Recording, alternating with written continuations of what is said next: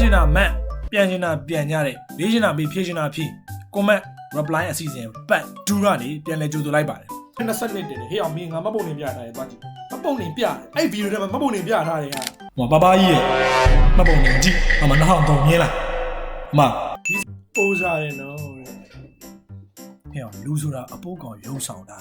နော်မင်းလည်းပုတ်ကောင်ငါလည်းပုတ်ကောင်ဘာဦးစားနော်ခံကြွေးကြီးခံကြွေးကြီးလို့ပြောဆရာစတိုင်ဝင်တော့ကြတယ်တဲ့ဘယ်သူမှအဆောက်အဦမဆိုင်တဲ့ပုံစံမျိုးကြိုက်တယ်ဗျာဒန်မင်းလည်းဒန်ပဲဟဲ့ဒီဘက်ငါတော့14နှစ်ရှိသေးတယ်အဲ့တော့ငါမင်းဘာလုပ်ပြမင်းကိုမောင် official တွေလာတဲ့နာမည်ကငါလို့ဒေါ်လာနာမည်စာနော်ချစ်လို့နှုတ်ခမ်း6တာရေးသားမရှိဘူးမြင်လားသိရသူကသိတယ်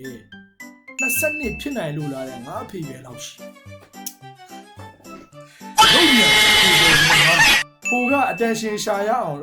လောက်တာတဲ့ content marketing ပုံစံလောက်တာကိုတော်သီးလေးတွေဝင်မှန်းတော့ live view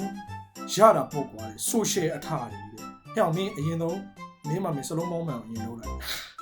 အတက်ရဘယ်နိုင်ငံမှာလဲတဲ့အခုမြန်မာပြည်မှာလားတဲ့ reply ပြန်ပေးပါဦးဒါကတော့ကျွန်တော်လေးတိကျလေးဖျက်ပြပေးပါမယ်အခုဆိုရင်ကျွန်တော်အိမ်နဲ့ဝေးနေရရမ်းကြပြီ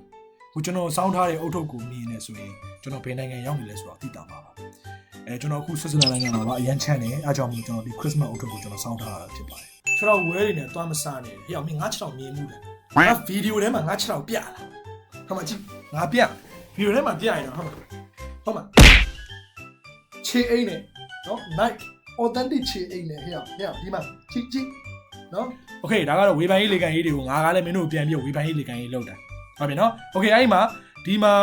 ဒီ comment အောင်ပါပေါ့နော်တကယ်လို့ကိုသိချင်တာတွေကိုပြောချင်တာကြီးပြောလို့ရတယ်မင်းတို့ပြောချင်တာပြောငါဖြေချင်တာပြန်ဖြေမယ်ဒါပဲပြောသလိုပဲတောင်းဆိုမှုများရင် battery လာမယ်ဒါကတော့ဒီနေ့ပါပဲ